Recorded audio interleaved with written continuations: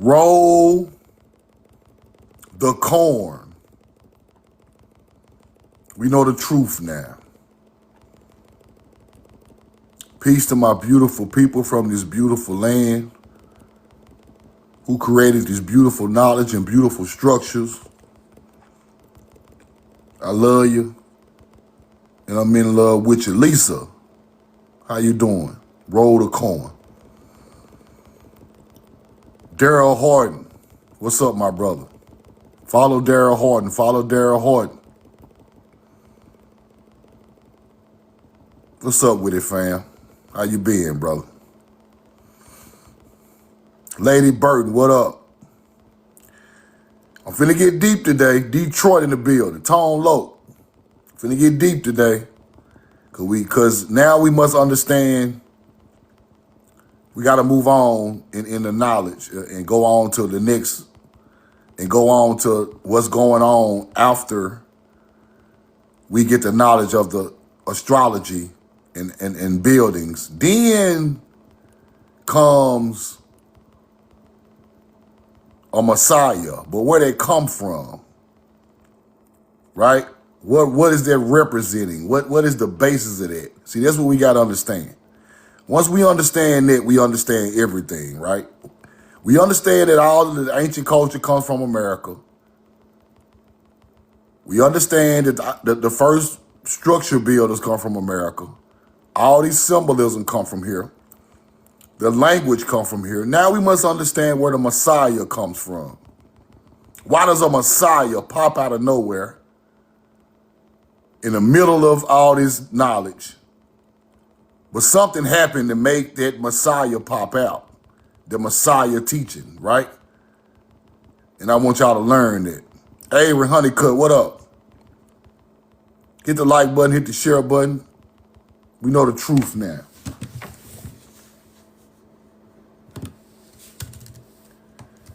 Now, what makes that? But I'm gonna finish the lecture from yesterday, then I'm gonna go into the Messiah part and show y'all that.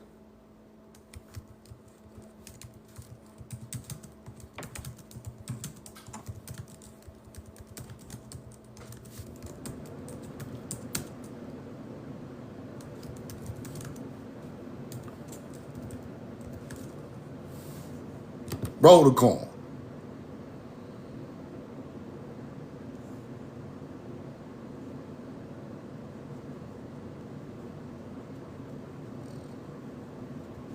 Roll the corn. We know the truth now.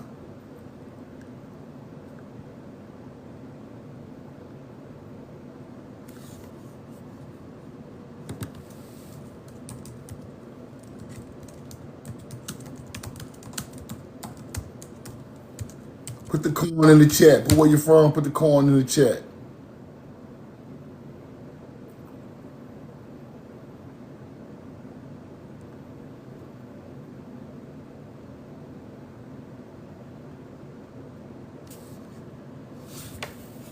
Put the corn in the chat. I love you and I'm in love with you. Peace to my beautiful people from this beautiful land. How y'all doing? Put the corn in the chat. Put the corn in the chat. Now, today's lecture is called the Messiah lecture. Where does that come from?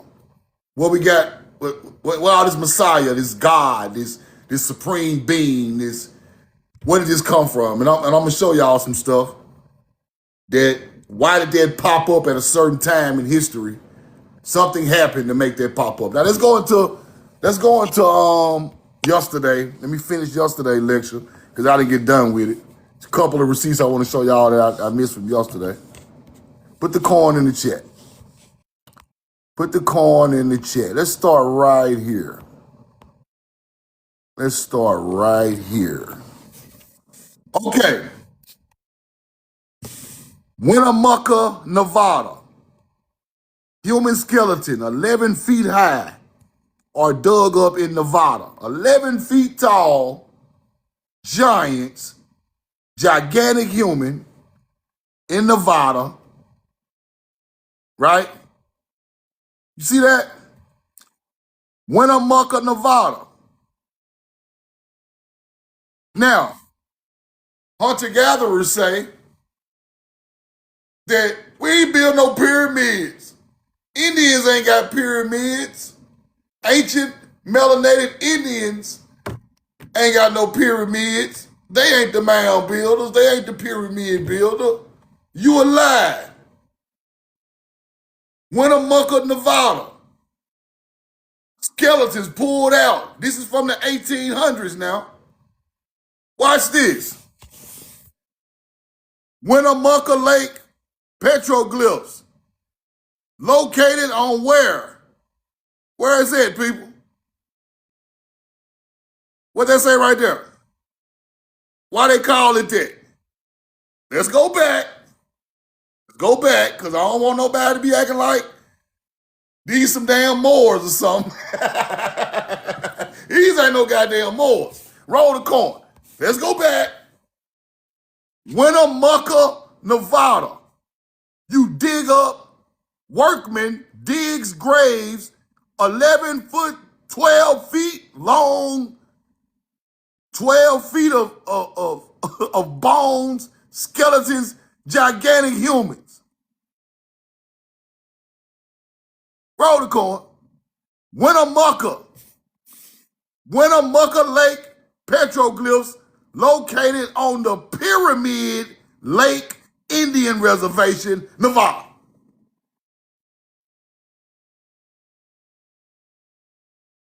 Why the damn the giant Indians they lived on Pyramid Lake, huh? The shit 10,000 years old, huh? It's 10,000 years old with a Pyramid Lake with the bone. That's older than everywhere. Who older? Who older? Ain't no Moors in England, in North Africa doing this. Who is older? Who is the first origin of the pyramid builders? Hunter-gatherers? You can't go back farther than me. You can try to rebuttal all my videos and try to get you a name and some clout. That's cool. But you can't go back farther than melanated Indians in mounds with pyramids coming out the goddamn lake.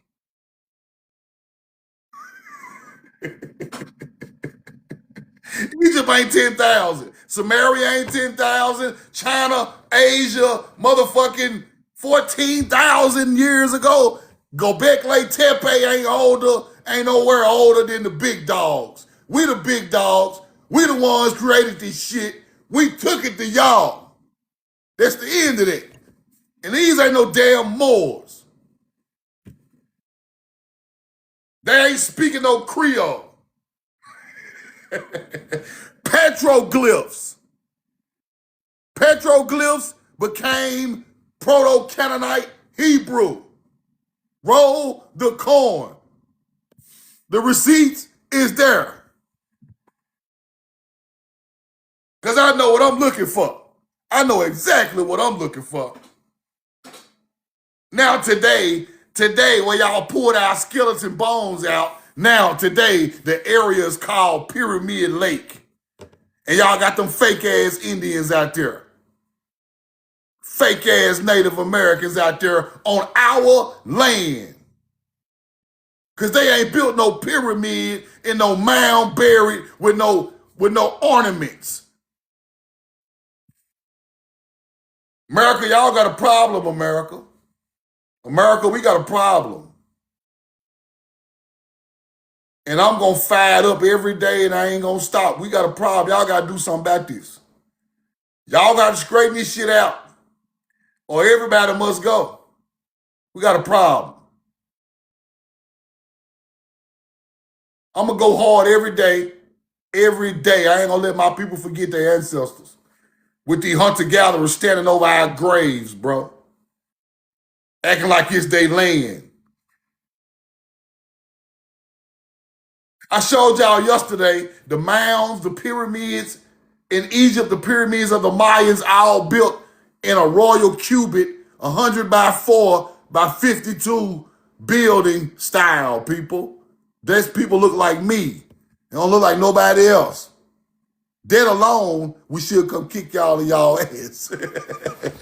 Dead alone. The royal cubit math of building, dead alone should run y'all off the land, people.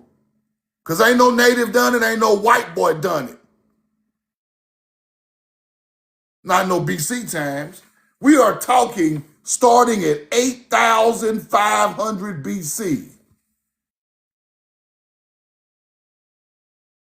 We the original MUUR of the planet. These are the oldest people on the face of the earth with knowledge. They know the stars. They know how to build pyramids before a pyramid ever touched Africa. So don't come to me with that African shit. Roll the corn. It ain't nowhere near older than my land I live on right now. We just don't know where the spot's at because they didn't hid it. Y'all remember Winnemucca, Nevada, and start going there because this Pyramid Lake, and they pulled our ancestors out of there looking just like this, buried. Roll the corn. Let's keep going. We know the truth now. The Smithsonian, the Supreme Court ruling forced the Smithsonian to release classified papers dating from the early part of pulling stuff out the ground, people. They trying to make them people show the truth. Smithsonian is hiding it. The Supreme Court try to make them show it. They still hiding it. Them people got a place in there called the mystery box.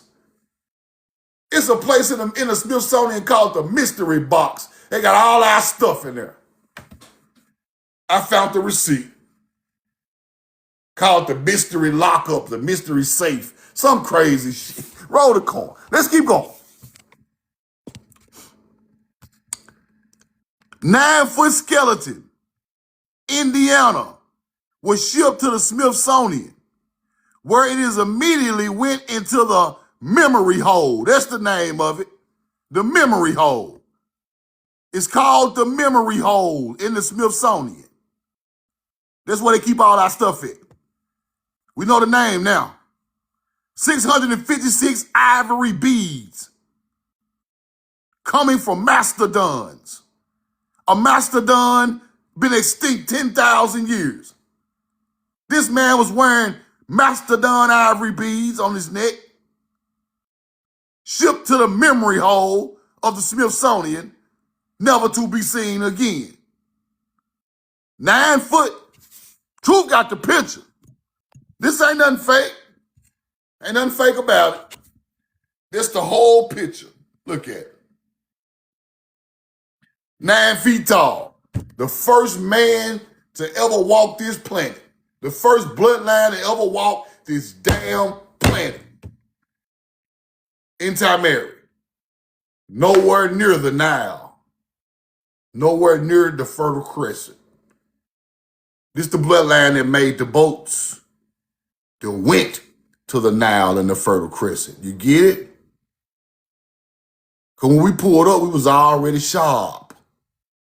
When we pulled up, we was already sharp as a ninja knife. Pull up looking like what we was. Already advanced. When nothing primitive going on when we made a boat and went over there. These are the ancestors of them people. And they our ancestors too, because some of this bloodline, most of it didn't even leave the land. Some of it did, most of it didn't. That's why we sitting in the southeast. This bloodline right here. You ain't here for nothing, people. You don't just pop from nowhere. You didn't fall out of space. No, that's a lie. That's hunter-gatherer shit. Sorry for cussing. Let's keep going. Let's keep going. 700 ivory beads, 5 copper bracelets made for a king.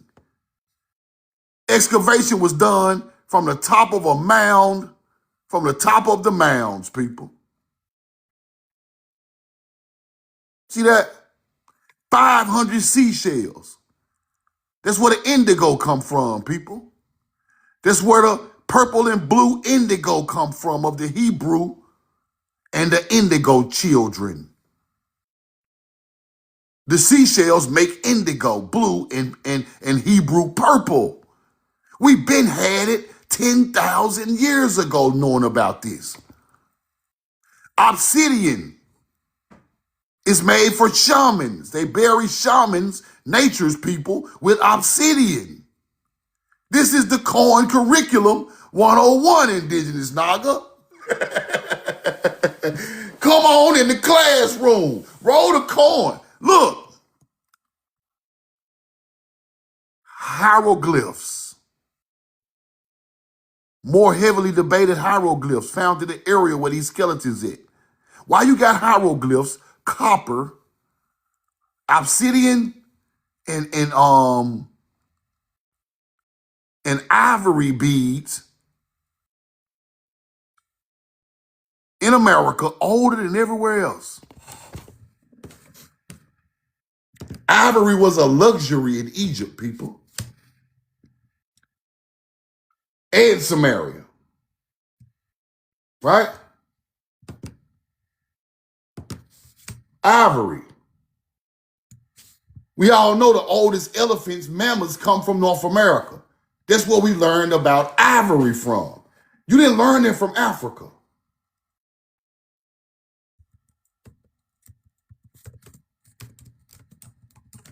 Right? Hold on. Let me show y'all something. Ivory was highly prized luxury material in ancient Sumer, utilized for the elite people. Everybody didn't have it. Right? They try to say it's sourced from Syrian elephants, then later imported. They imported, huh? Then later they were imported, huh? Okay. We get it. We get it. Roll the corn. Let's keep going. That's a whole nother lecture. The second vault, about 2 feet from the skeletons, was found a stone that has been subject to controversy on the part of antiquarians.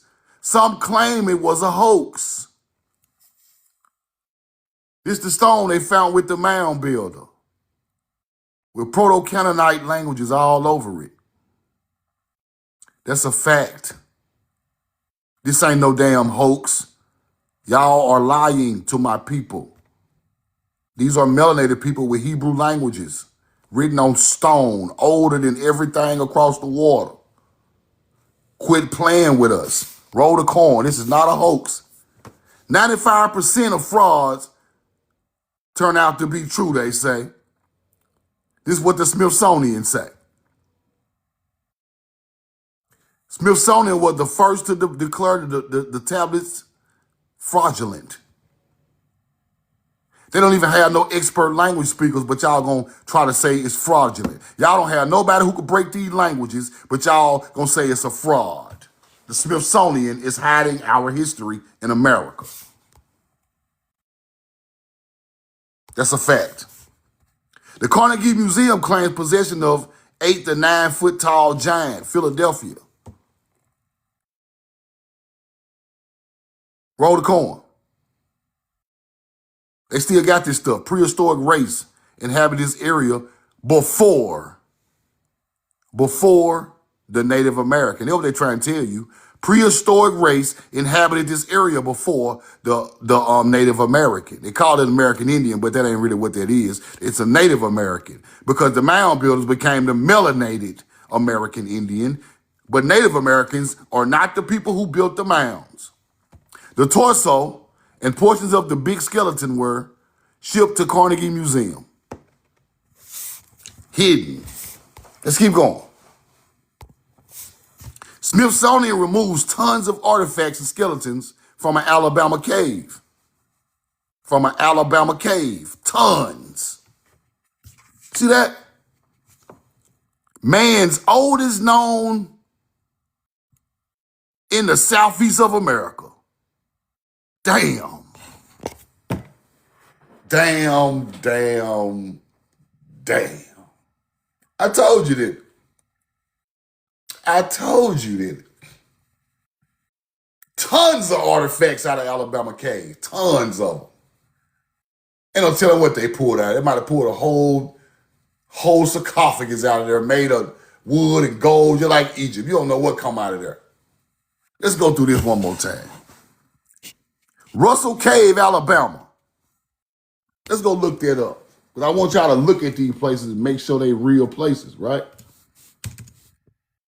I think that says Russell Cave. Russell Cave, Alabama. Let's go look. Is it real truth? Is Russell Cave real? Yes, it is. So help us, ancestors. It's right there. Look at that. The Russell Cave Monument, National Monument. That's crazy work. Look at that. Road of corn. Look at that. Look at that. Look at the water inside the cave, people.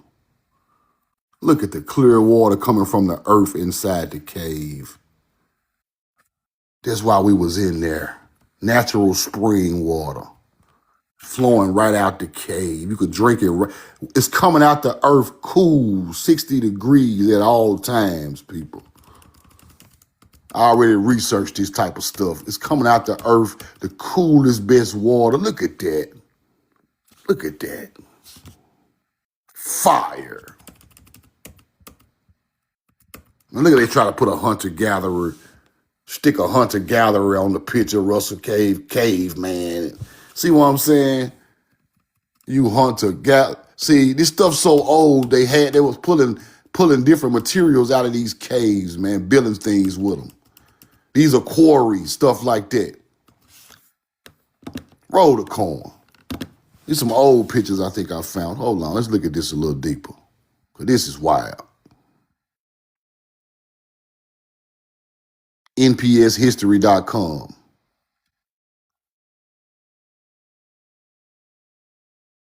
These are the places. We got to start going back to these places.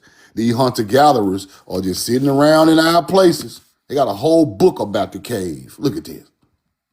National Monument, Alabama. Let's keep looking. Let's see if we got some tools in here. Look at that. See if we find some artifacts on this page. I bet if an artifact pop up, and I ain't never looked at this page, but if an artifact pop up, watch it have some of our teaching on there. Watch. I just want to see if they're going to show one. Normally they show one on these books. The site and the excavation. Prehistoric floods. Let's keep looking. Russell Cave. Map adjacent to South Central Tennessee. It's part of Tennessee. It's hooked up to Tennessee. This the entrance. Entrance is with two chambers looking north. The two chambers looking north. Look at that. Large blocks of limestone. Large blocks of limestone lay on unexcavated field at the entrances of occupied chambers looking northeast. Limestone. I told y'all what was there. I already told you. I ain't even looked at this. I know the limestone. This is where they pulled it out and built a lot of these buildings out of these type of places right here that we don't know nothing about.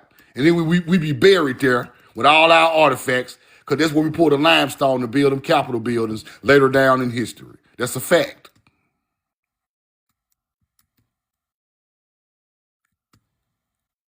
How many pages this got? Let me see. Look at that. Hunter-gatherers all in there scraping on the wall. See what I'm saying? We on the Hunter Galler ain't even 10 years old. Get his ass out of there. He don't even know what he's doing. I'm gonna go through the research just a little more. I ain't gonna hold us up on a lecture with this.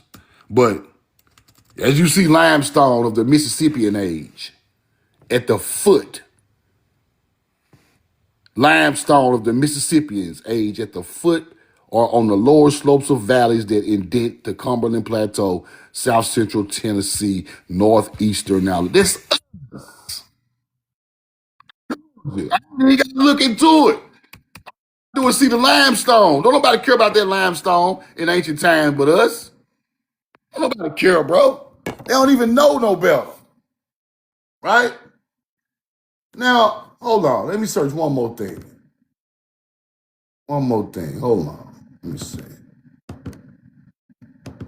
One more thing.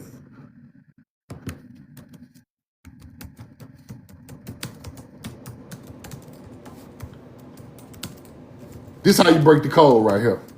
Watch this. And I don't even know it. I'm just getting a download. Let me check it first. Let me check and see what's going on, because this is crazy. That's why the old newspaper is very, it's gonna show you what the truth is.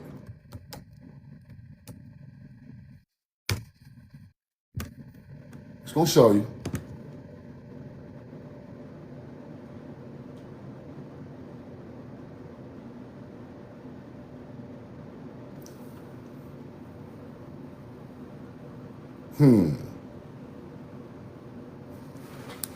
I gotta go back and find that.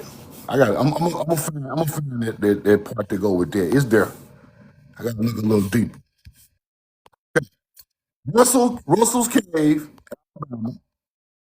Where we was at? Right here. That's the cave, people. Russell Cave. 7,000 BC, people. We talking real old.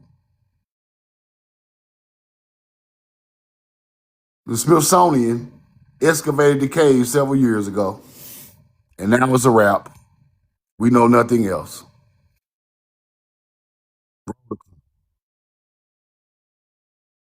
This receipt's so blurry. I don't even want to. It's some stuff in here, but it's so blurry. But I want y'all to look at this right here. One part of this blurry receipt that's very powerful. Watch this. Aztecs. We're talking about Indians now. Watch this.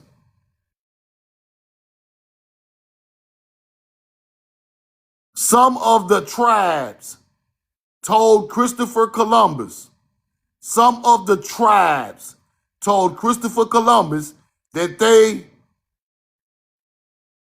descended from a great chieftain who had 12 sons. That's all I want y'all to read in this whole receipt. Now I got two of this receipt.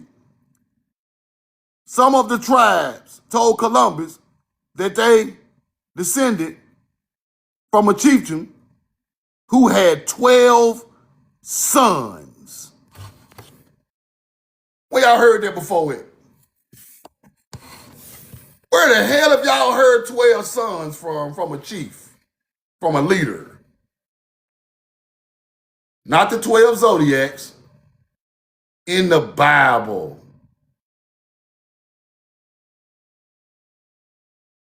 Jacob. Y'all know something. Jacob. What's Jacob's other name, people? What's the other name of Jacob? What's the other name of Jacob? Not Yaakov. Israel. There you go. Who said that first? Raw food eater. You got an A plus. Cause ain't nowhere in the hell the Indians talking about they come from the 12 sons of a chief. And then you go to the Bible and you get Jacob Israel, later named Israel, with how many sons? 12.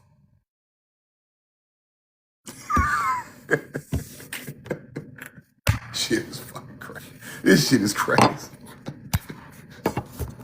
Bro, this is crazy, bro. Receipts. Elite receipt game, man. If it ain't elite, you can have a seat over there with the Moors.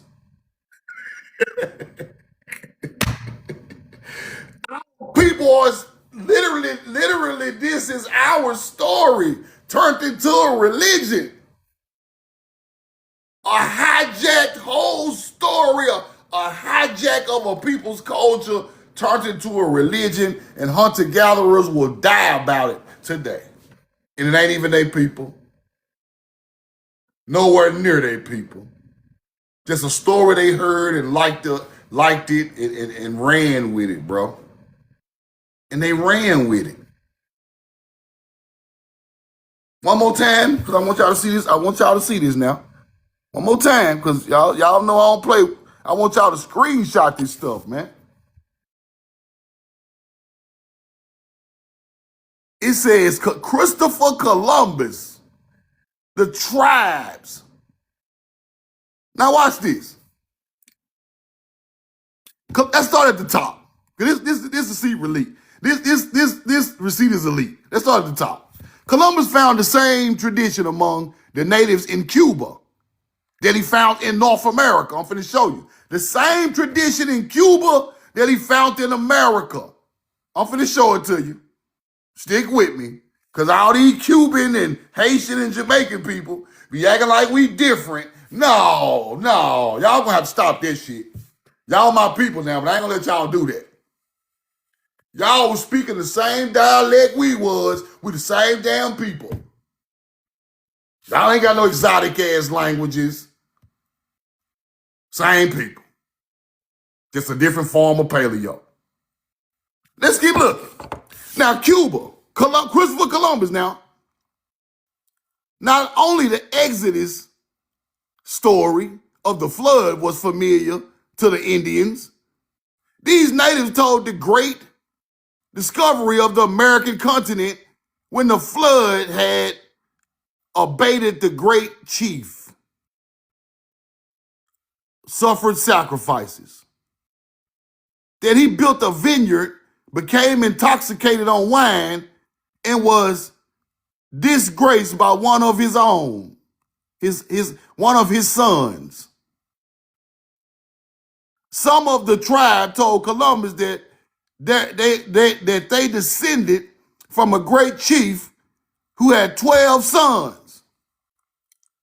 Quotations from the book of Exodus, Deuteronomy, were written upon parchment encased within a rawhide and covered with pitch, which was found in an old mound in Pittsfield, Massachusetts. Oh, shit.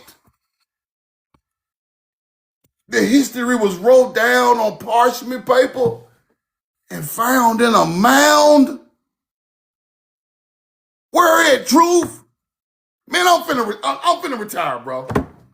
I'm finna retire. I'm just gonna hand it on down. Y'all can have it. Cause this is out of control, bro.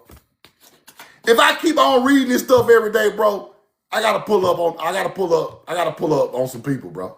I can't just sit here and keep reading this every day. I can't do it. I done maxed out on receipts. I done maxed out on receipts. It's how to really kick some ass at this point. I'm maxed out. I'm burnt out.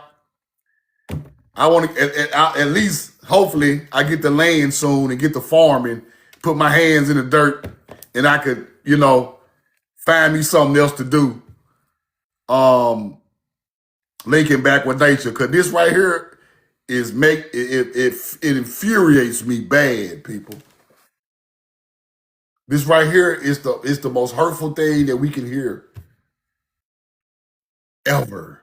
True enough, I want to learn this stuff, but this stuff hurt. Every time I break a code or get a download or go through some receipts with other people, it starts to hurt because I'm starting to see a story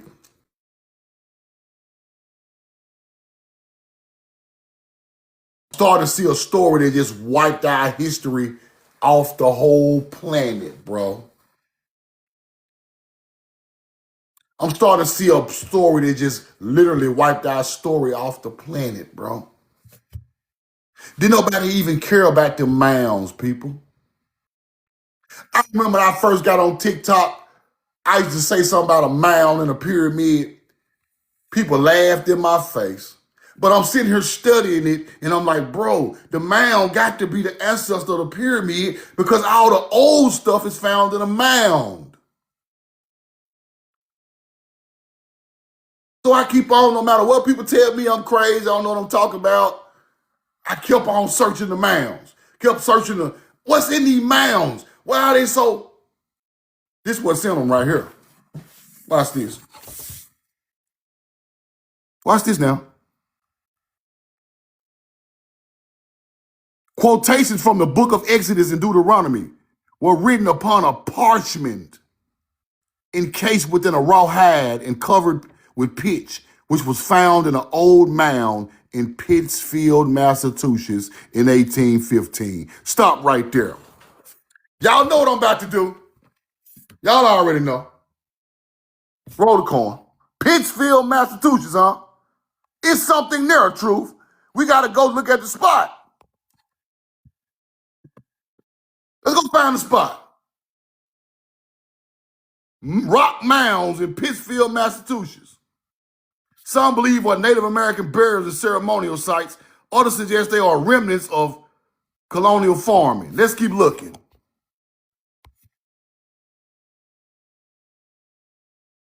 Let's keep looking. Region has history of European settlements. In 1815, the discovery of a Jewish tefillin in an Indian in an Indian hill, a Jewish tefillin. Same shit they're talking about in the newspaper now. You just gotta find a receipt at Stay Hunter Gathering. Roll the coin. Tefillin, Jewish. Hold on. Jewish tefillin.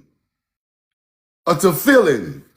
Two small black leather boxes contain the Torah parchment, scrolls, worn by men of the head or on a non-dominant arm during weekend morning prayer. That's the new stuff. It's two small leather boxes. So we had the rawhide tefillin box in a mound in Pittsfield, Massachusetts. Let's keep going. Whoa! What is this right here? Look at that. See that? In Pittsfield? In Pittsfield. Pittsfield, Old Square. See that Pittsfield right there? Where the mounds at, Truth? Find the mounds, Truth. Find the mounds, Truth. Pittsfield, Massachusetts. Y'all are pulling out ancient history of melanated Indians with the same story on it that's in the Bible. I can't get no deeper than that. It ain't gonna get no deeper than that. You kick all the knowledge in the world, you can't get no deeper than that. We know the motherfucking truth now. We know the truth now. Roll the coin. Them stories, the Mormons, them Amish, the government, all them people got all our stuff coming out them mounds, all our ancient records. They still got it. The mound's still there today. There you go right there. Pittsfield, Mass. There you go. Let's go back and look at the paper. Right there. Pittsfield, Mass. Right there in that area. Pittsfield, Mass. Right there. Hebrew writings. There you go right there. Hebrew, ancient, reading in ancient Hebrew. written in ancient Hebrew, Pittsfield, Mass, mounds. Here you go, right here. There you go. You think it's a joke? You think I give a fuck about mythology? You think I give a damn about your alien story or mythology? Your reptilians? Our people put ancient Hebrew in these mounds in real life. We ain't talking about no shit you just made up for content. They don't even. I don't care nothing about that. That's foolishness. I don't care nothing about your you talking about your monetary system or your aliens or your reptilians or the white folks got bugs in their head controlling their brain. I don't care nothing about this shit. My ancestors were buried here with the most ancient languages of teachers on the face of the earth, and they act like it's just a dirt mound. It's just a dirt mound. Don't worry about the truth. It's not just a dirt mound. These folk got whole towns on top of this stuff, bro. Look at that. People ride by that every day, not knowing that they got a connection to biblical. It's somebody living in their house right there. Don't know that biblical things come right there up the street from your house. They don't even know. They just out there barbecuing chicken, and right here is the most ancient biblical writings ever coming right here in America. They ride by to go to the gas station every day, come down the street, go light. Don't even pay attention to it. Our history. Right there. If I ever get back up that way, I'm going out there. That's why I remember this stuff. And I hope that History Channel stuff jump off. I'm going to all these places. Because these are the places they will not show our people. Let's keep going. Let's keep going. Let's go back to that receipt. Let's go back to that receipt. Now, look what it say now. Look what it say. Somebody wrote this before the captivity by Nebuchadnezzar. Nebuchadnezzar. Their captivity of the jewels of God, jewels of nature. This happened before Nebuchadnezzar teaching captured the people. So the Nebuchadnezzar teaching comes from overseas. That's later down the line. They're telling you this happened before that because they're writing things that happened before that happened. Now, roll the coin. Nebuchadnezzar, 605 BC. Right? Babylonian captivity. Book of Daniel. So what they're saying is, whatever they wrote on that paperwork coming out that mound happened before this. Because the story they're writing about happened before this. So therefore, they're now let me explain something to y'all. This is how they lie to you. Now, Pittsfield mounds, how old? Now let's go look at how they lie to you in real time. How old are them mounds? Pittsfield, Massachusetts, Fort Hill, Indian Hill. How old? Give me a date.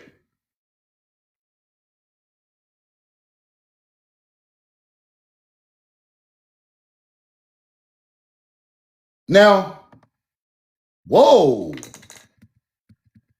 These people say the archaeological finds in Massachusetts, they say Middlesboro, but they ain't talking about Pittsfield. Middlesboro is 8,000 years old. Middleborough, they're not telling me how old Pittsfield is, though. But I'm going to go keep looking.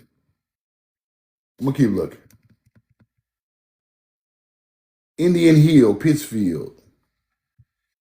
Trying to get a date. Now, they would tell us that this mound, oh, it's 800 years old. It's 1,000 years old. It's 1200 AD. Bro, this mound is 8,000 BC years old, bro. Y'all done took off a whole 7,000, 8,000 years off the mound, bro. How y'all gonna do that? Y'all talking about the mound in Mississippi, oh, it's 1,000 years old. Bro, that mound 10,000 BC, bro. Oh, it's a Native American mound built 800 years. That mound 8,000 years old. Not no 800. We talking before biblical time. This at least 2,000 years, people. Let's keep going. These people got us fucked up. So what he's saying in his paperwork, the Nebuchadnezzar story is after whoever wrote this ancient Hebrew. This Nebuchadnezzar story is after that, so they dated back before this Nebuchadnezzar character, right? Let's keep going. That's fire. That is fire. Now, something else I want to show y'all. Among the American Indians, there are a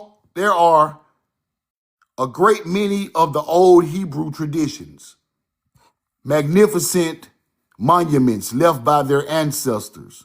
Magnificent monuments left by their ancestors. What monuments you think they talking about? Them buildings, them pyramids, the mounds. Beautiful monument by your ancestors. They try to say they Tartarian, but nah. Aliens done it now. That's why I always told you I believe in ancestry. Capitol buildings, I believe in ancestry. I don't believe in nothing of a being that I have never saw done a guy.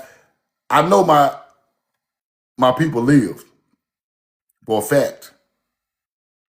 They got things left here to let me know they was here. So don't play with me. Anybody come playing with me talking about all that old off the wall stuff, I don't want to hear none of it, bro. People buried there, right where history is at, is just hidden, right? So he said these Indians were doing Hebrew things, people. Indians being a descendant of an old jewels of God, jewels of nature race. There's an old Jewish race. Oh, the real Jews, the real jewels of God, jewels of nature. That's what they're trying to tell you. Roll the corn. That's fire. That is fire. Let's keep going. I hate that receipt because it's so hard to read, people. Let's keep going. Toltecs had paintings and representing a garden with a single tree in the midst of it and a woman. It was well understood among the Toltecs that this figure represented the first woman, the mother of the entire human race. The mother of the entire human race, the Toltecs. That's fire. We finna get deeper. We finna get deeper. Right? Entitled the book called American Hebrews. That's who James Adair. That's the book I always show y'all. With the same words as an Indian, same words as a Hebrew. See Canaan, Canaan, Canaan. This is Hebrew. This is ancient, the ancient language. This is English. So therefore, Hebrew, when it got over there to that side of the world, they had put the English whip on it. But over here, it was still spelled with a K, right? Now let me explain what I'm trying to show you with that before I move on, so you can understand it. Kaneen is Hebrew, right? While Canaan is English. So we all know, right? We all know. Now check this out. I want y'all to learn this. Now our people were saying Canaan with a K. With a C, it's English. It's the English, Latin, Greek term. Canaan in the Bible is the English, Latin, Greek term. Translation of the Hebrew word with the K. You see it? Well, I move on. Do you see it?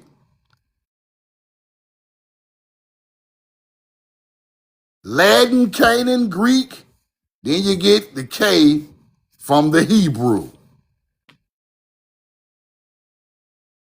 I'm teaching you straight how it's taught, people. I'm teaching you straight from the I just get the whole download long time ago about that. Cause some man write about that word. And then I found the books. So roll the coin, put the coin in the chat. Now let's go back and look at that one more time. We use it, melanated Indians in America using Canaan. So when and the reason they get this word is because our ancient ancestors went to the Mediterranean Sea and built in Jerusalem. They built in Tyre and Sidon and Lebanon, in Morocco, ancient Spain, ancient Libya. We built cities there. Athens, Greece, all that shit ours. We brought that language over there and they use Canaan after, but this is the original word coming from us, which is Proto-Canaanite. Proto-Canaanite is the oldest style petroglyph language, right? That's where they come from. Now, if we the original people of that, because the mound builder culture created that language for us, and we still use it because they are our ancestors. You the real jewel of God right here on this phone. You the real jewel of God, jewel of nature right here on this phone. Watching this live. You the real one. You the real deal. Dr. Pepper, baby, is good and nice.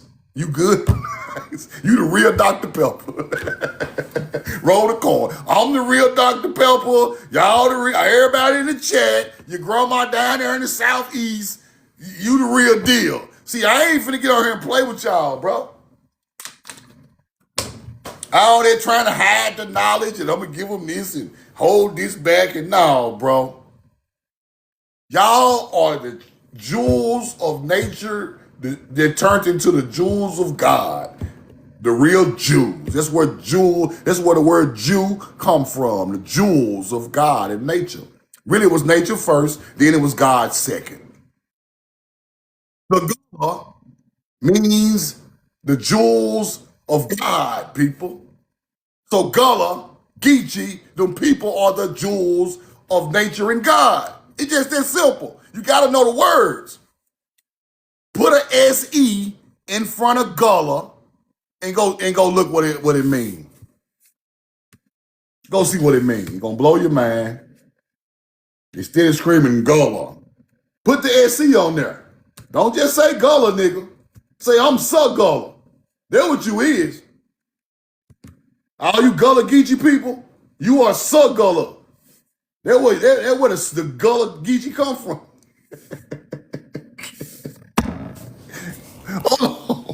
Before I get to going, because I got some new people in here, I want to show y'all this.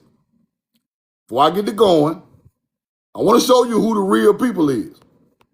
Roll the coin. The real deal.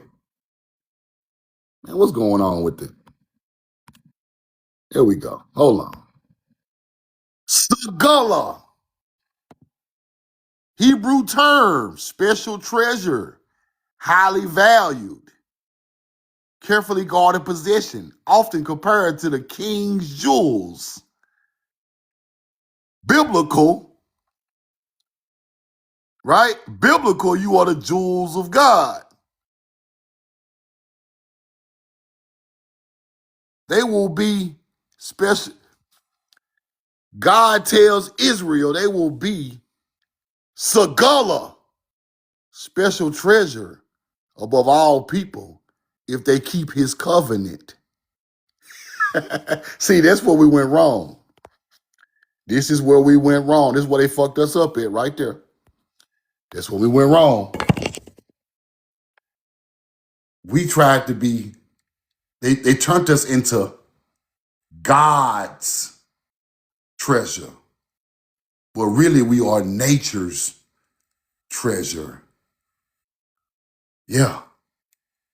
God's covenant was not what they told you in the Bible. The covenant was you learn nature and teach it to everybody around the world so the world can prosper. It's nature's covenant. The Ark of the Covenant had corn in the Ark of the Covenant. That's how they switch the knowledge up on you. You try to please God through his covenant with Segullah, the jewels of God, but you got to please nature. When you please nature,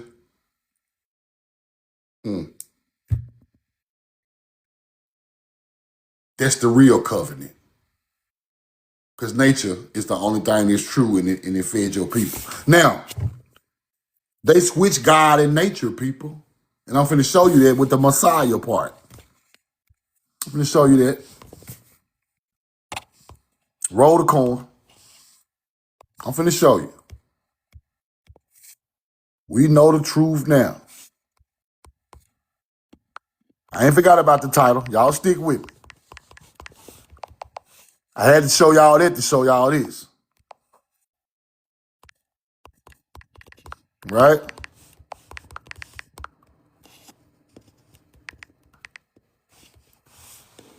I had to show y'all that to show y'all this. Now, I got a bunch of more receipts. I might well go and roll all of them out. Let's get it. Now,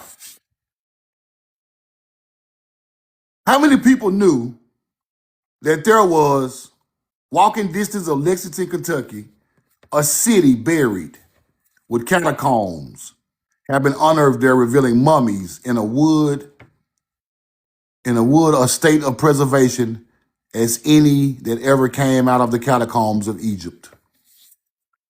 What did these ancient people who buried their dead there acquire the art of embalming, if not from children of Israel before the exodus from Egypt? Embalming such as the Egyptians and the ancient Americans knew implied sturdy in the resurrection of the body. Right outside of Lexington, Kentucky. Fire.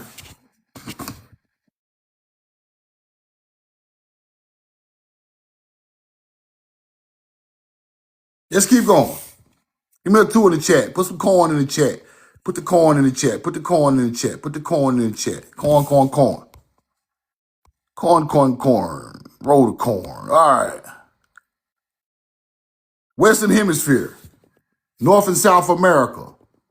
Every tribe, right? Every tribe. Every last one of these tribes. Every tribe. Stories of the children of Israel reappear in one form or another. Every tribe in America. Every one of them. I told y'all.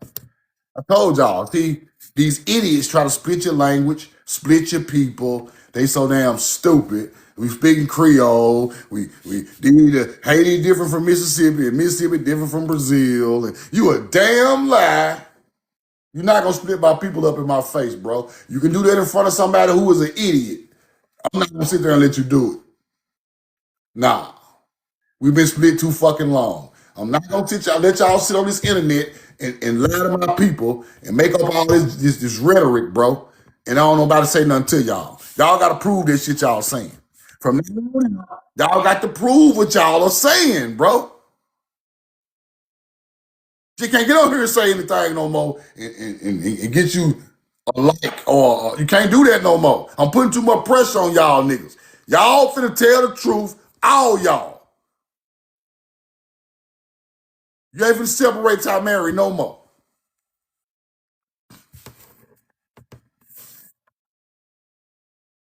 Them Indians that went to the islands come from mound builders from North America. That's a fact. Same way we come from mound builders of North America. We're not finna divide our people no more with languages and teachings from overseas. I don't want to hear y'all niggas teach about no France, no Ottoman. I don't care nothing about no Moors from North Africa. I don't care nothing about no melanated king from Europe. He ain't done shit for us. King James ain't done nothing for us. Y'all keep claiming King James like he's some type of saint.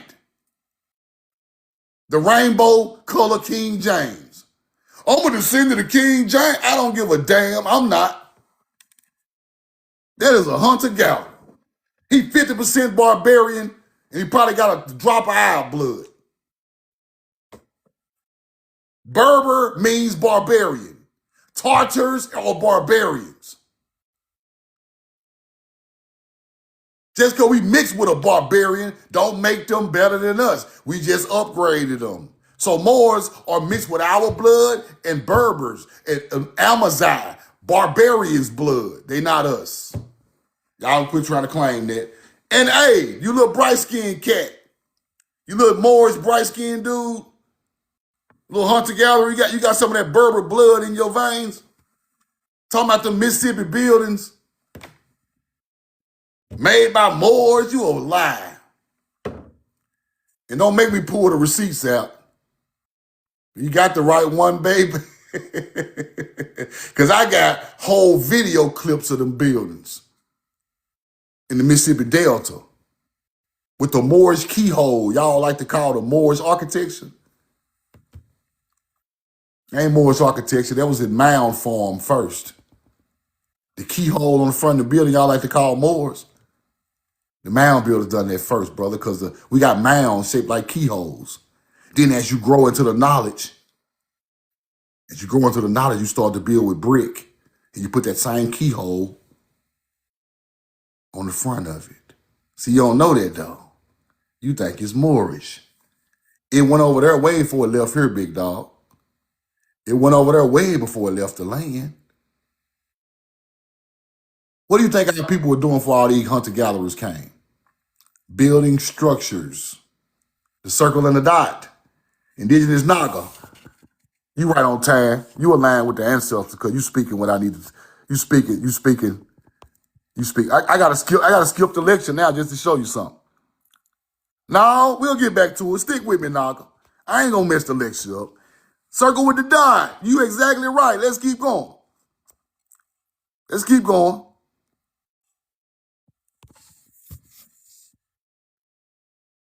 Roll the coin. Now, pre-Aztec civilizations was flourishing, but recently the remainder of a temple has been found upon the site of their former Mecca. Their Mecca. The temple marked with the same Masonic symbols that were carved upon Solomon's temple. Return back to the Mecca in America. Solomon's temple. Same Masonic symbols. Them not Masonic symbols, hunter-gatherers. Those are not Masonic symbols. That's what they try to call our ancient symbols. So why, in America, on Aztec temples that they make a Mecca back to, there are Masonic symbols that look like Solomon's temple? Let's go look at the symbol on Solomon's temple. Now, my boy just said the circle with the dot. My boy just said it in the circle with the dot. Do y'all see the circle with the dot on this Solomon seal? Look at it. You see it? Do you see the circle in the dot?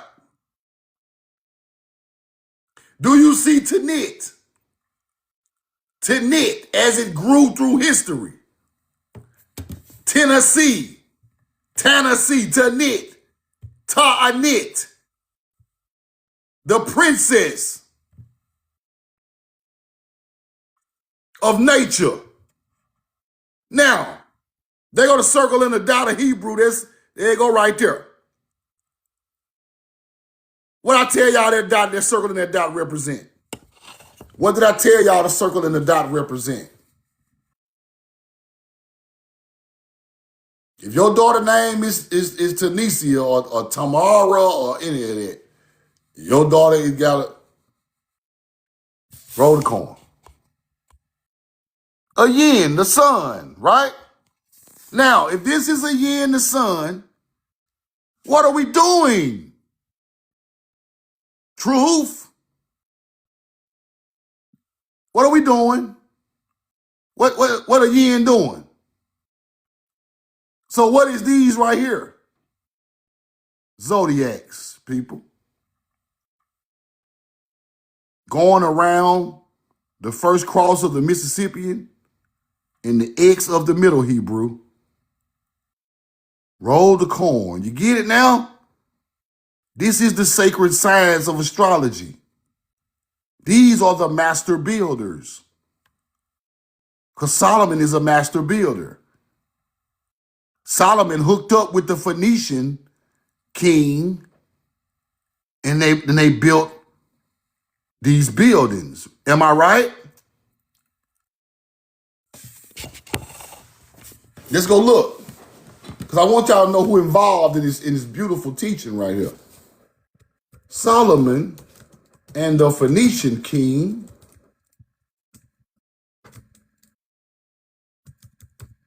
right?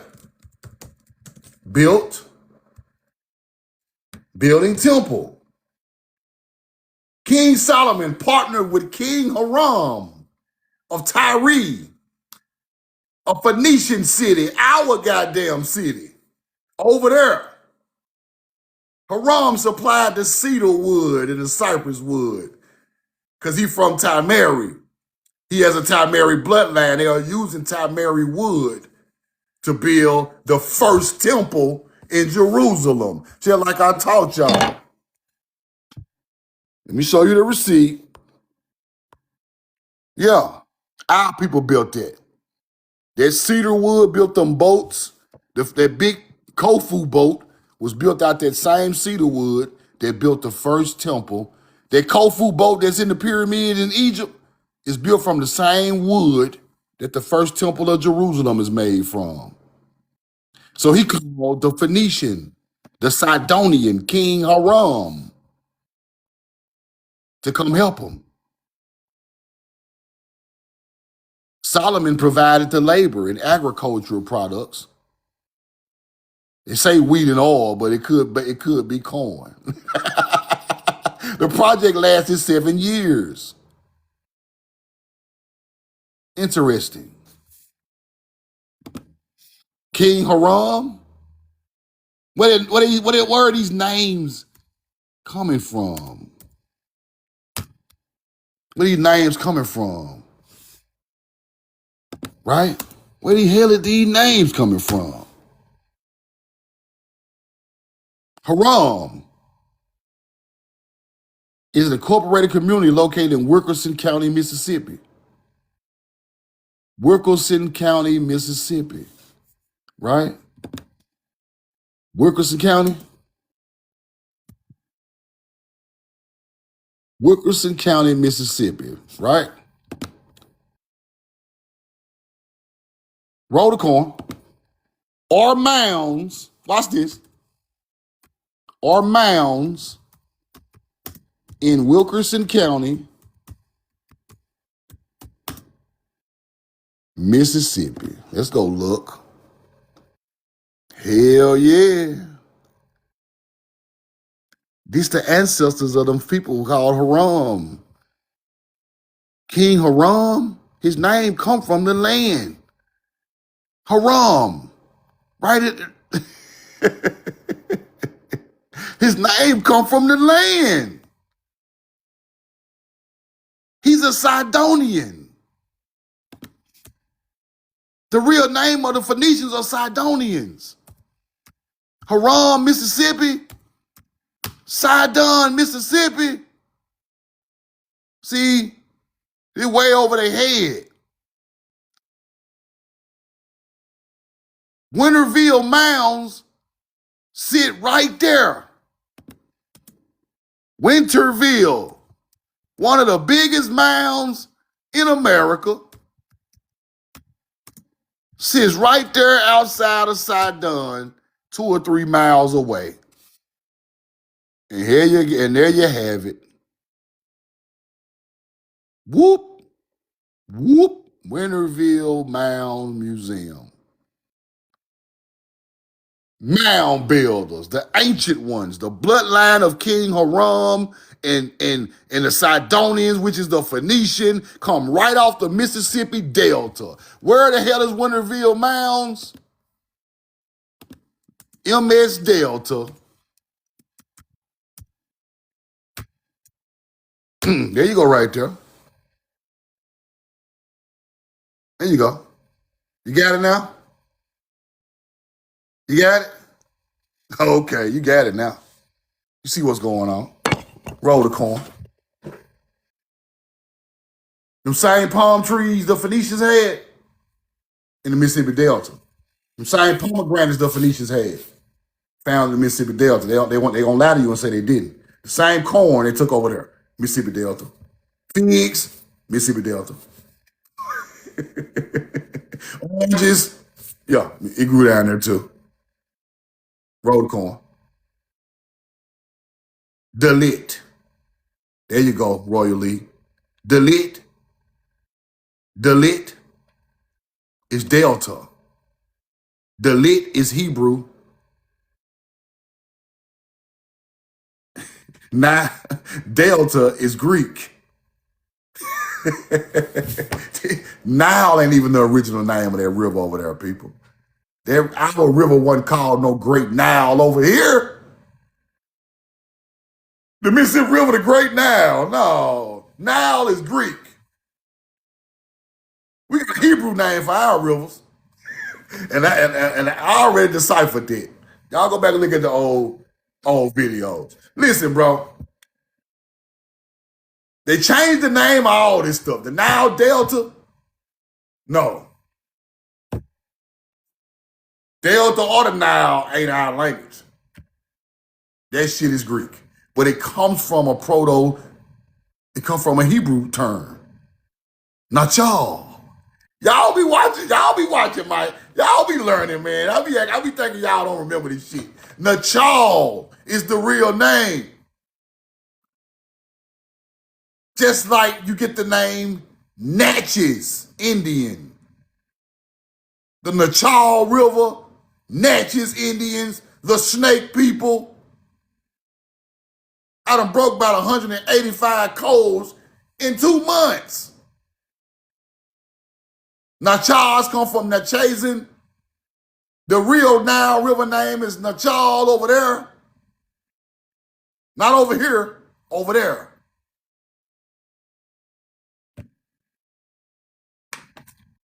Road, go look.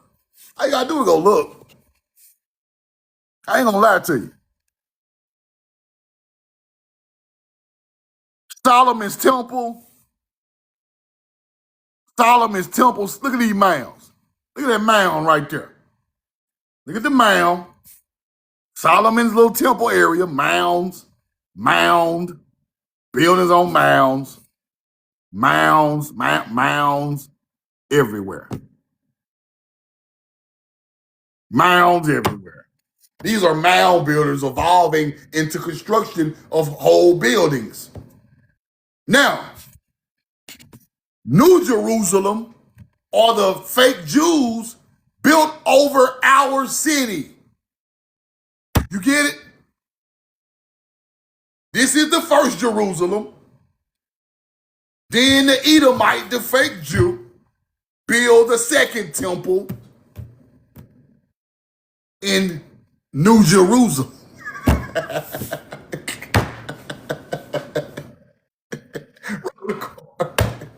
Now, the third temple is on the way from some more hunter-gatherers, disgracing our land.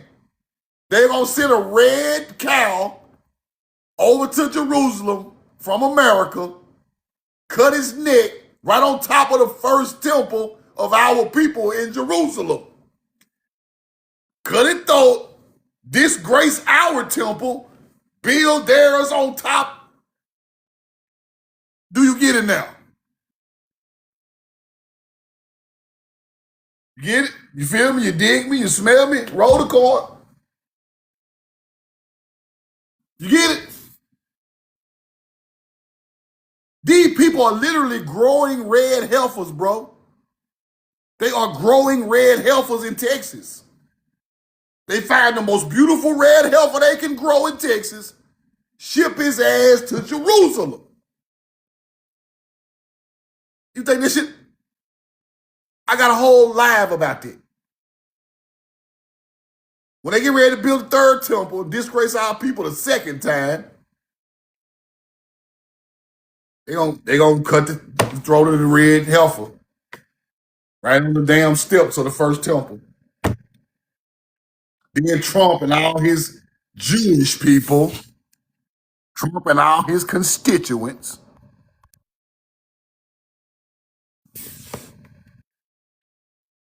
they look funny looking ass up in there and sit down in the new kingdom, Jerusalem. When he sit down, it automatically makes him the Antichrist.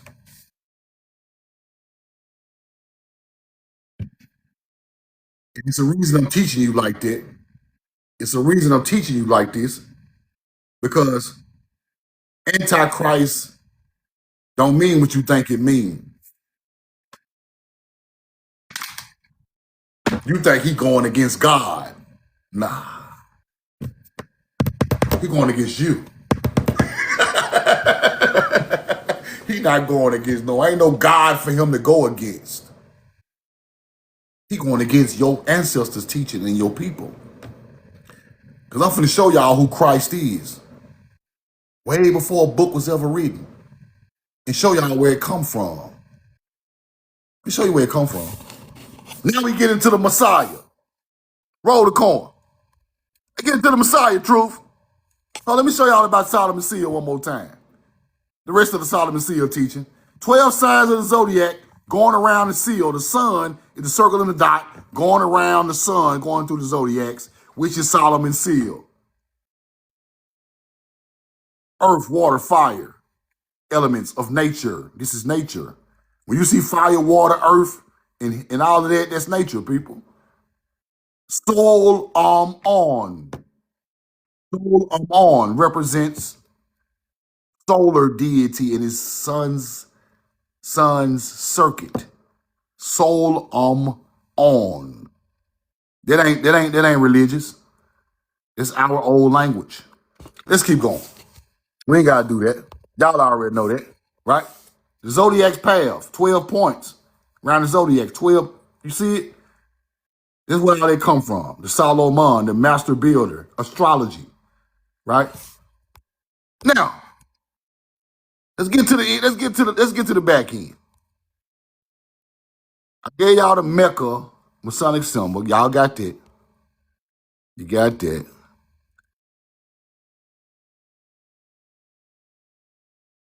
This is the Missouri Cave Temple. I just want to show y'all this too, right? Describes the cave, Monroe County, Missouri, and it is the limestone ridge as the waters of Salt River, which empties into the Mississippi.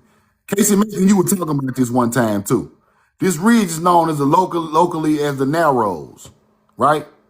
Indian grounds, Indian arrowheads, flints, hammers, all of that come from this.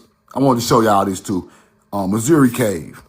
It's there. Go look it up. It's in Salt River, Monroe County, Missouri. Let's get to this right here. Get to this right here.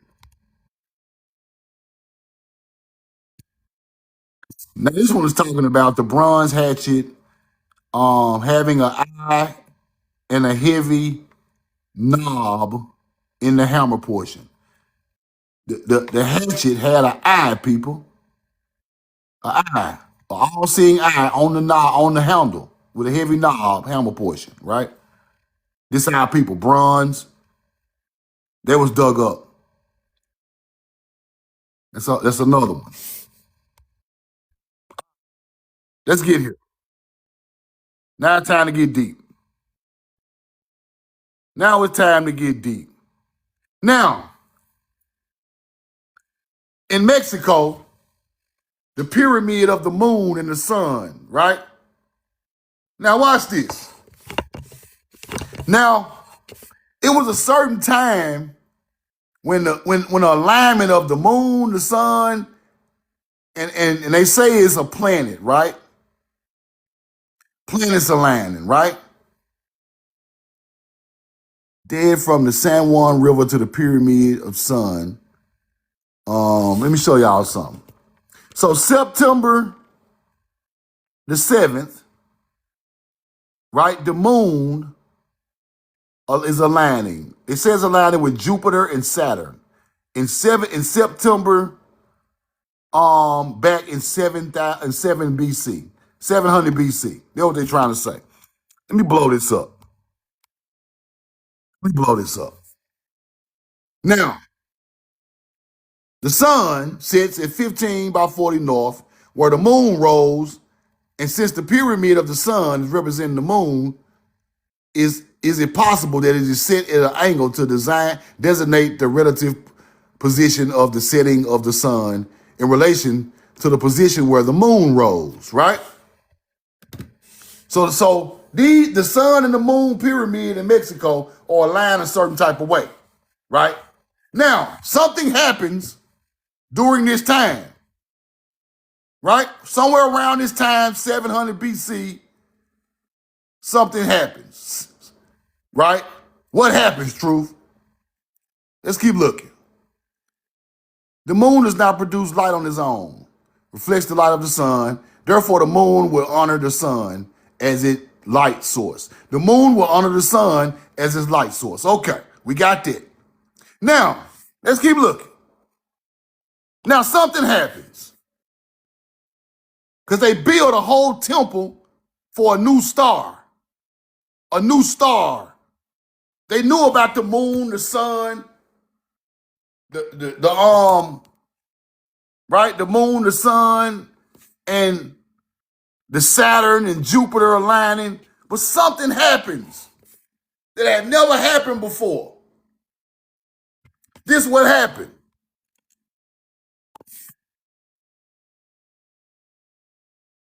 While the moon, the Jupiter and Saturn conjunction was at its zenith, the dog star Sirius rose on the eastern horizon at 16 by 40 south of east, approximately 1:12 a.m., September the 9th, 7 BC. 7 BC. I'm tripping. I'm sorry. I said it wrong. It wasn't 700 BC. It was 7 BC. 7 BC. Now, I want y'all to understand what I'm trying to tell you because this shit kind of complicated, right? So, September 9th, Sirius rose. 7 BC. Let's go back. So, September the 8th is the moon alignment with Jupiter and Saturn. And so on September 8th, the full moon came into equilateral. Shit's so small, I'm sorry. Equilateral with the Jupiter and Saturn. So September 8th, the moon lined up with Jupiter and Saturn. Then on September the 9th, Sirius rises. Same manner that the orientation of the east and west at the pyramid of the sun. So they built a temple to represent Sirius. It wasn't no temple there. It was just the moon and the sun and the other temples. They added the Sirius temple, a huge temple in Mexico, around 7 BC. Right? This is where it get deep.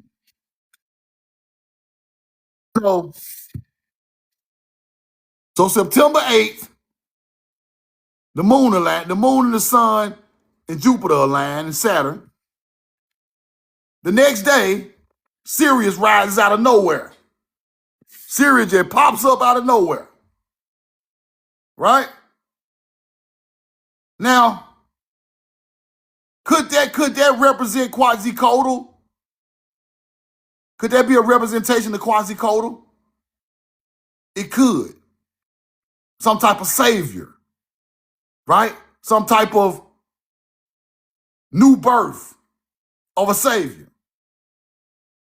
The sun, the pyramid of the sea, is represented by the moon, but they had never saw the dog star Sirius rise right after this other alignment, right?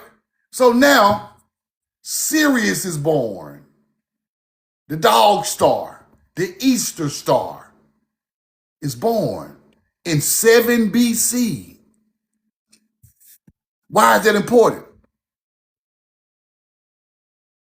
7 years later,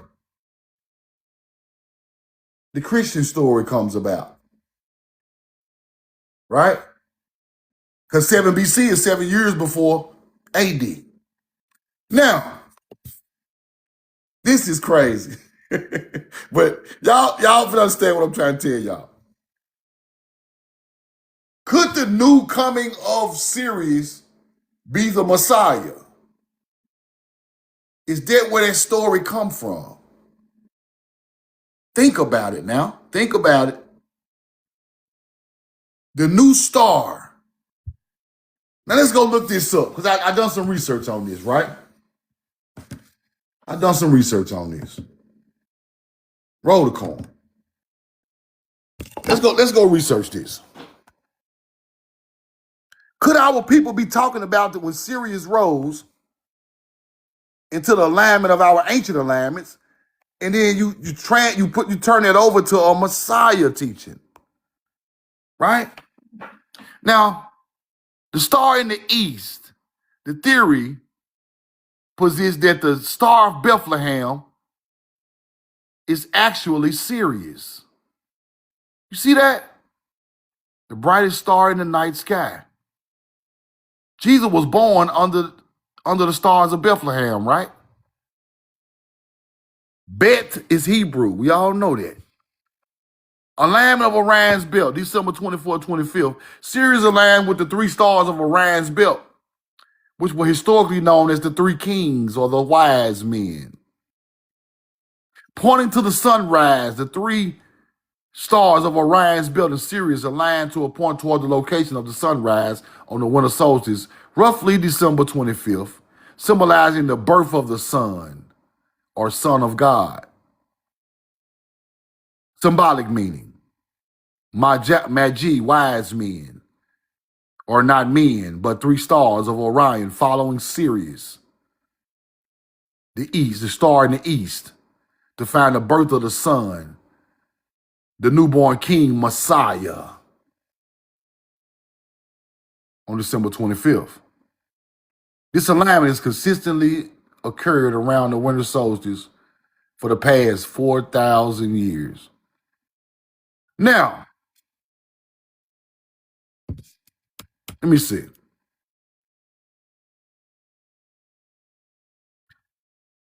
Astronomical explanations of the Star of Bethlehem around the time of Jesus' birth, 5 to 2 BC. The comet in 5 BC. Chinese records 5 BC described a bright stationary star like a comet. But we ain't got to go that far. Let's go here. While the Sirius theory is rooted in symbolic stuff, other astronomers and researchers researchers offer alternatives, more direct, astronomical explanations for the Star of Bethlehem around the time of Jesus' birth, 2 to 5 BC.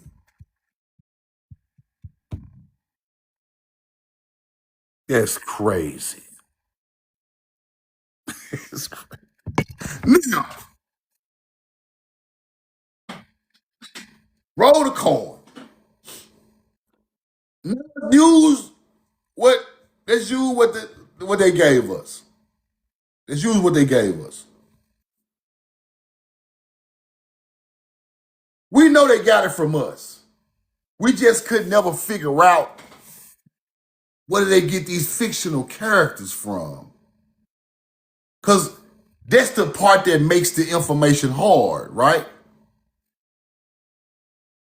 Are we talking about a real man? Are we talking about a real occurrence? Because if you put a real man in this spot, it baffles your mind. You can't figure it out. Are they talking about Quetzalcoatl? Are they talking about, right? Now, I'm going to be real with y'all.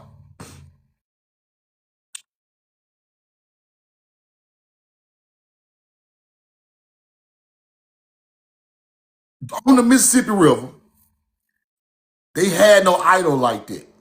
There wasn't no idols like that on the Mississippi River. I see the idols pop out when they get to Mexico. So now, some kind of way, after the Olmec going into the Aztec and Mayan, Aztec and Inca era, a Messiah comes somewhere up in there. It wasn't no Messiah for the Olmecs. Wasn't no Messiah for the Mississippian mound builders. Wasn't no none of that. We had the Birdman. That was serious, but he was not a Messiah. The Messiah teaching starting to come around the pyramids of Mexico. So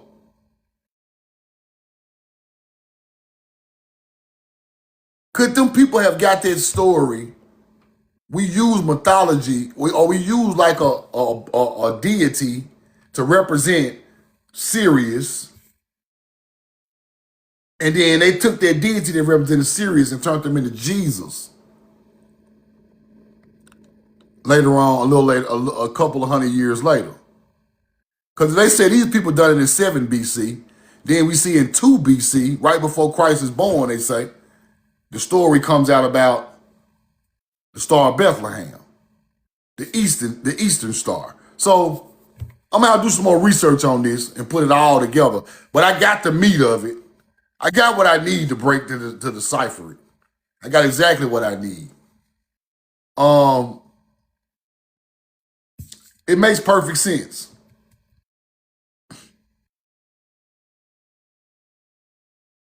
It makes perfect sense.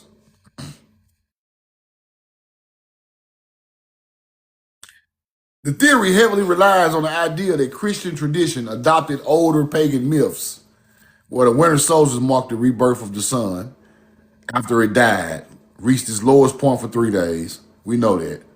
Um,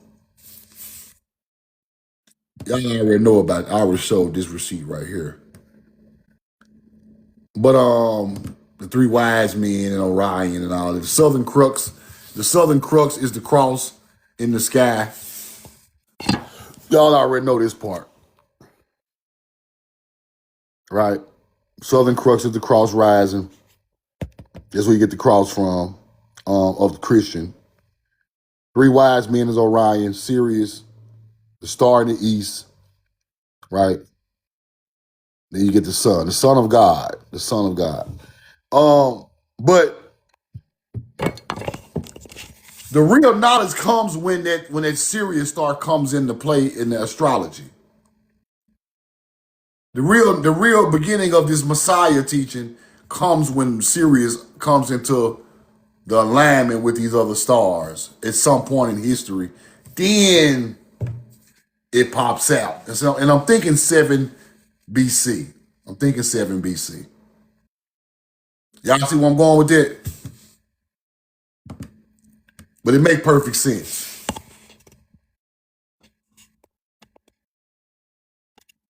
It makes perfect sense. So he's the son of nature, right? Sirius is the son of nature. He pops out of nowhere. It's the east. He comes up in the east.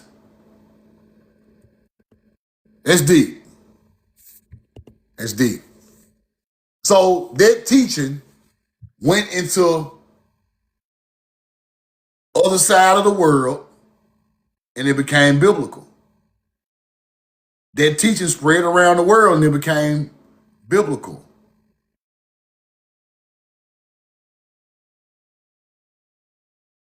It became biblical. It had to be. And now you got the Messiah. Because Sirius was the brightest star at the time. So when it popped out of nowhere, it gave people some type of Messiah type of, look in the sky. So that's what I'm getting out of it. But I'm gonna get to the bottom of it. I ain't through. I'm just showing y'all what I be studying. But it's the truth. I can see it. It make perfect sense. It make perfect sense. Perfect sense.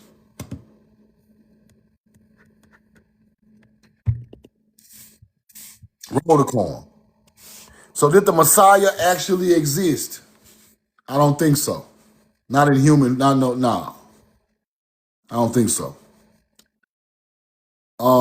I just gotta tell you the truth. No, I hang my head on the truth. I think that a certain time when that star came into existence, everything that star done became the Messiah story.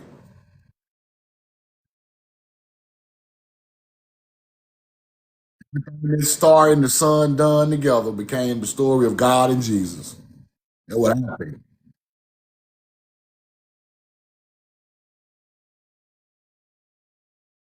Give you an example. Let me give you an example of why I think what I think. 12 wise men. 12 wise men gotta be the 12 zodiac, bro. The 12 wise men has to be the 12 zodiac. It's the only way it makes sense. The only way it makes sense. Um,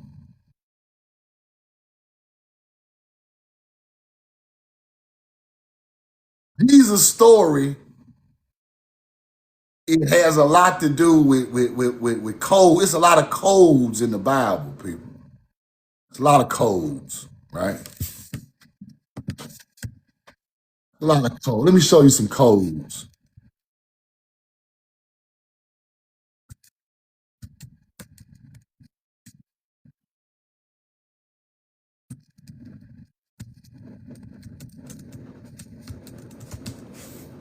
A lot of code cracking in there, bro.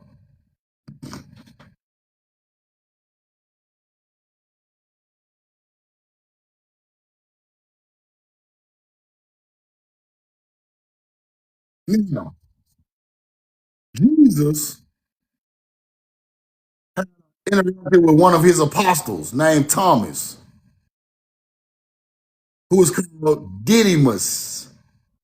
Didymus, the Gospel of John. That's the Greek word for twin, people, right? Didymus in the Gospel of John. Didymus is Didymus, is the twin. Thomas, the secret twin of G. Talking about he the twin. Now, when they talk about twins, we all know what they talking about, people. We all know what they talking about. Twins, what they talking about? Put it in the chat. Gemini. Gemini. Inky and Gilgamesh were together as Gemini. Same way the hero twins and the Popol Vuh, the Popol Vuh, um, went through Gemini. Now we know the Popol Vuh is one of the areas where they get these stories from the Epic of Gilgamesh in the Bible. See, that's what they don't teach you. Read the Popol Vuh; it's the same story. Now that's the twin part. Now Jesus, I can't remember this stuff because I studied it so long, but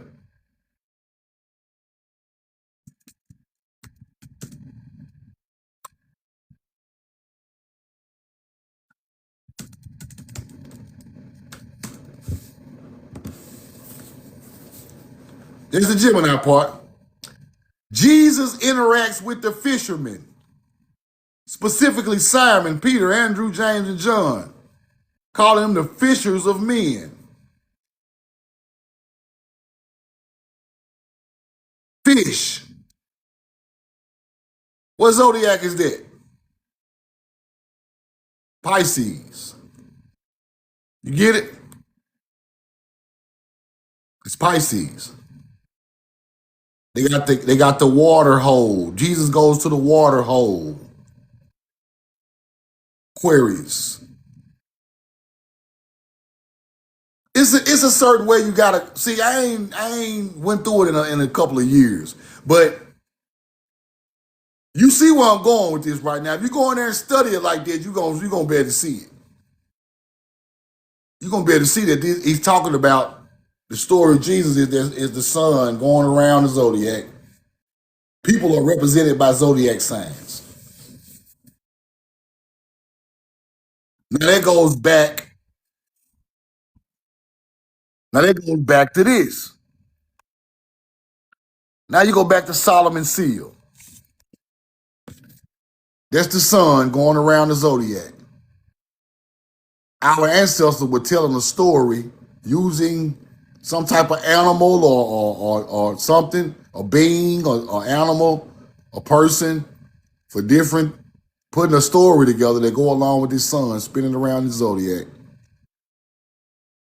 You get it now? And the Popol Vuh had a story. Then you see that book pop up in the Epic of Gilgamesh in Samaria. Now, it's the same story of the Egyptians. You start to understand it. So that story was passed around from a long time ago, but it didn't mean literally people. They were talking about the sun going through the process of the zodiacs. I just got to teach y'all the truth. Right? What I see is just what happened. So when I'm watching this, the most ancient story, Sirius intertwined in this story, popping up in the sky from nowhere. Now he's a Messiah.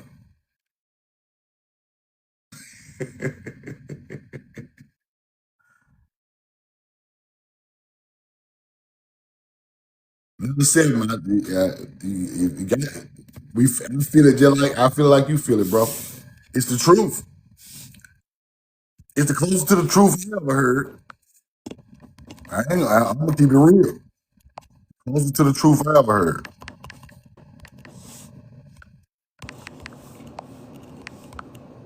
I ain't saying I'm always right, but I ain't too far. Can't be too far.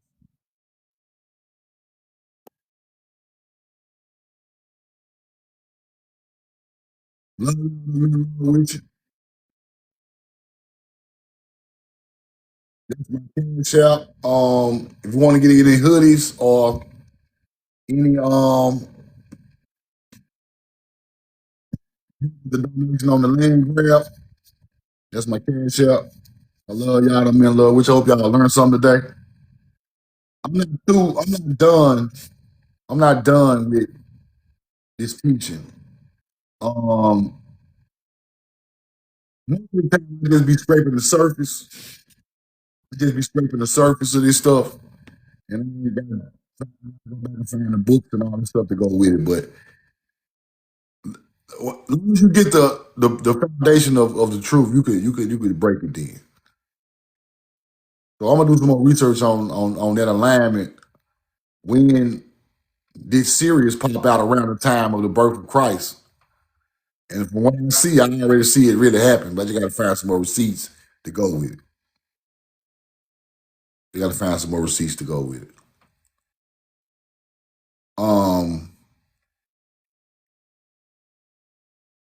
and we all know, y'all know, this looks like Tanit, the Phoenician symbol. Stuff go together. And they teach you this stuff is evil, right? But this stuff is what your ancestors created. It's what they created. Try to tell you this got something to do with Baal and all of that and all of that, try to lead you the wrong way. But this it right here. Now, to really get advanced in this stuff, you gotta read the Popol Vuh, the Epic of Gilgamesh, and you gotta get back into the Bible. Then you see the story developing of it's the same story. Look at the main characters as either Sirius or the sun. It's either Sirius or the sun, the main characters, right? They said the twins was Gilgamesh and Enkidu in the underworld, Gemini of the night. Um, these people literally made stories, and people thought they were real people. That's what they lost us at, right? The Bible is the story of our son. It's our son's story. That's exactly what it is. I hate to tell. I don't even want to talk about this because I don't want to step on nobody's toes. Because, like I say, I'm not here to judge nobody and their religion. That's not what I'm here for. So don't think I'm getting in nobody's religion. Don't think I'm trying to bash it. Don't ever think I'm doing it. All I'm doing is showing where these things come from. Why there's still a small connection between that book and us. That's why. So people who bash something so hard, they don't understand it. You gotta step back and look at things a little different these days. If people are attacking something so hard, they're scared of it. They don't understand it. If you just throw something in the garbage and say it don't even exist, that's not an answer to nothing, right? That's a cop out to me, right? If somebody sent me something and asked me a question about history, and I just say, "Oh man, if that, man, if that ain't, man." Nah, that's a cop out. You don't know it, but you believe in everything else, but you don't believe in nothing that was written. If something is written, it's way more powerful. You know why? Because somebody who wrote it had already experienced what they was writing. Now anybody can say anything out of their mouth, right? But something written in ancient lettering is powerful every time, all the time. Something spoken in new age is not powerful. People were way more full of virtue in the old days than now. That's a fact. And you find the most ancient writings on animal skins. Like I just showed y'all in Pittsfield, Massachusetts, they wrote the most ancient languages on animal skins, alpaca, stuff like that, deer, bison, right? So if I see a old Hebrew writing, if you see some Hebrew writing on an animal skin, that's the truth. Ain't no way around it.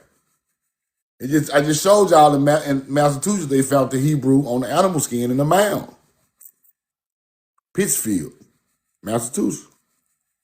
We don't even know where it's at. The Mormons might have it. Smithsonian might have it. We don't even know. We don't know what they say, but they said it got something to do with. They wrote the Exodus story and do some of Deuteronomy on that animal skin that they found in the mound. I just showed y'all that. If you missed the live, come back and watch this live on YouTube.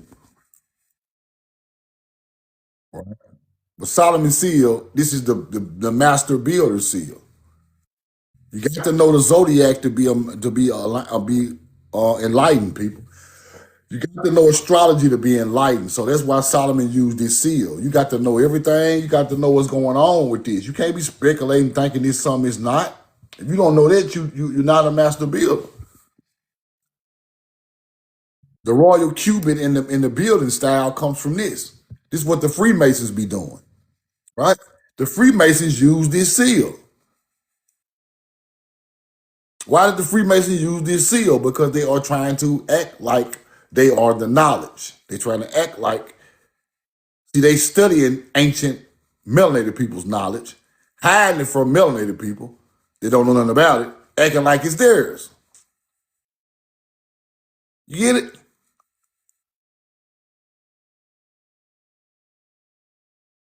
Yeah, they got the folk thinking it's satanic. Everything of nature, white, um, white tea people use all our old symbols of nature as evil symbols. Facts. I told y'all they made Baal evil. Solomon seal evil.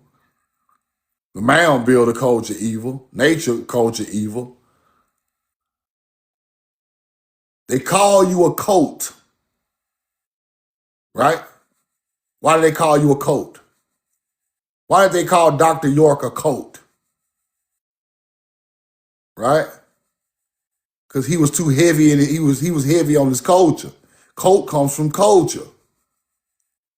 You get heavy into your your your your nature's culture, they're gonna call you a coat.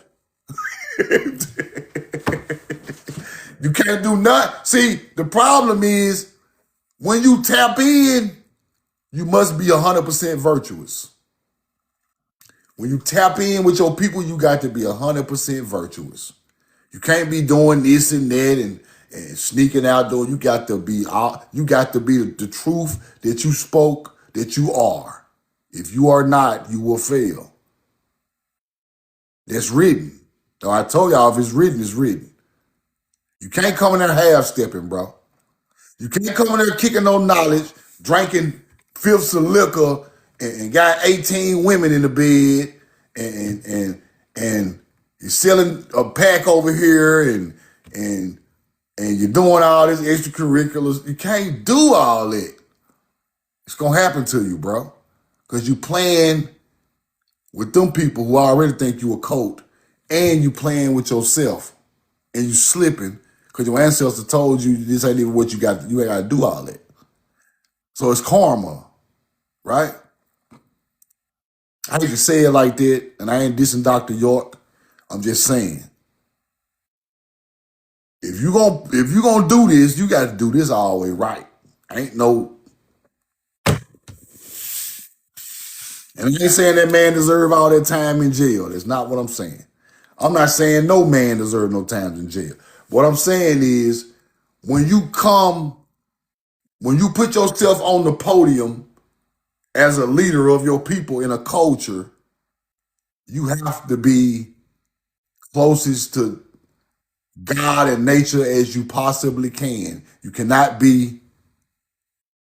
You got to pre-think everything out.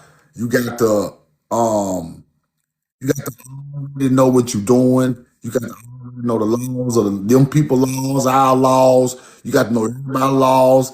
Who told you stepping on? Who watching you? What can they throw you away for? You can't do it. You just can't. You're gonna lose. So you gotta play the game like a chess master. You got to be righteous and play the game like a chess master. Right? Because hunter-gatherers are looking for the slip up. They sending the slip up. Matter of fact, if they can't find no slip up, they sending the slip up to you. Yeah. They couldn't find no slip up on Malcolm X, people. They start sending them at them. They sent them at Martin Luther King. They sent them. They sent them at the Black Panther dude. They sending them. They coming. They looking just like you. You gotta see the play. They sending them, bro. Either they sending them or they gonna turn out somebody close to you. But the information. That's why everybody gotta be solid. And we gotta play the game. And I'm gonna say this, and I'm gonna say this, y'all. I got to say this. It's not about them. It's not about them, right? So we make everything about them. It's not about them. It's about us. See, people be trying to fit in, to stay out of jail, to stay away from them. But that's not why I would do it. When I get my land and do this, it's not about them. It's about me. I'm bigger than y'all anyway. Mentally, spiritually, I'm bigger than y'all. So I'm gonna do things the right way because I want to do it for my people, not to try to stay out from under y'all laws, right? Certain things we already know is not gonna fly anyway. So I'm just gonna do it right the first time and keep it right, right? One wife, one house, No illegal stuff going on. Everything got y'all little sorry ass paperwork y'all want for this artillery I got. Here go the paperwork for it, so y'all can get the hell on. See, I gotta play the game on both sides if these people still over the corporation. See what I'm saying? So y'all can't come run up on me with no, oh, he got all these illegal pums and he got, nah, y'all ain't finna play with me like that. Only a dummy will let them people play with you like that. So now you become super mental. You play that game, but you play it so your people can win. Because ain't no way your people gonna win. The only way we can win in this game, we gotta overthrow them people. If we not finna overthrow them that day, we got to play that game. It's just that simple. So I want all my stuff around me A1. So you can't mess with my people while they are in on this land. You can't mess with them, bro. We ain't doing nothing. Nothing going on. We farming, fishing, building houses, building communities, helping kids. We ain't got nothing going on. Everything I got in here, I already wrote up on y'all fake ass paperwork and land. Because I know how y'all operate in these counties, right? I know how y'all operate. All the cars up there got to be A1. Everything got to be A1. And can't be no slipping. Can't be none of that. Cause see, it's a time to be militant. And it's a time you ain't got time for this shit. Pull you over, where your license, insurance. See, you want to be a Moor. Oh, I ain't got no tag. Oh, here you go. Until the government crumbles, you gonna need a tag, hunter gatherer. Long as the White House lights cut on this morning, you gonna need it.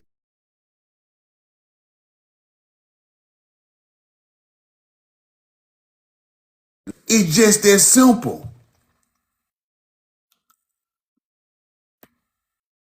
It's just that simple. If the White House lights came on, you gonna need a tag and some insurance. Stop playing with these people, bro. If you ain't gonna go in there and straighten the whole thing up and shut the lights off in that motherfucker, if you ain't gonna shut the lights off in the White House, stop playing. See, y'all understand what I'm trying to tell y'all? When I say shut the lights off in the White House, y'all know what I'm talking about. Ain't no in between. So until the lights don't come on in there, you got to play that game. You got to maneuver in the matrix. The lights don't come on, the matrix falls. So I'm gonna play on either one side. I'm on this side or this side. Now when I get on this side, I'm on this side. But if I'm legitimately helping my people on the land, and we still find our way out of the matrix without doing it at the time, I'm cool with that also. You got to be a level-headed person. You can't just be a damn fool. It's a time to do things, a time not to do things. It's just what it is, bro. But the way I look at it, if I can get people in a spot to where the pressure is off their life and we are becoming self-sufficient on a land mass that we own, that frees the people up to do other things to make the lights go off in the White House. I love y'all, know me in love with you. Y'all know what I'm saying, man. Come on, bro. Y'all feel me. I gotta speak like a Mississippian at this, a slick Mississippi nigga at this point. You get it. You get it? Y'all be safe out there, man. I love y'all. I'm in love with you, man. If you missed the first part of the live, subscribe to my YouTube. We know the truth now with the red logo. You want a hoodie, hop in the DM. And if you want to donate, just hit me on We Know the Truth Now on Cash App or hit me in the DM and holler at me, man. I'm trying to answer all the DMs, so just holler at me in the DM. I love you. Y'all be safe out there, man. We know the truth now. But we getting that land, and we going to show them how this thing supposed to go. Khalil at the gun.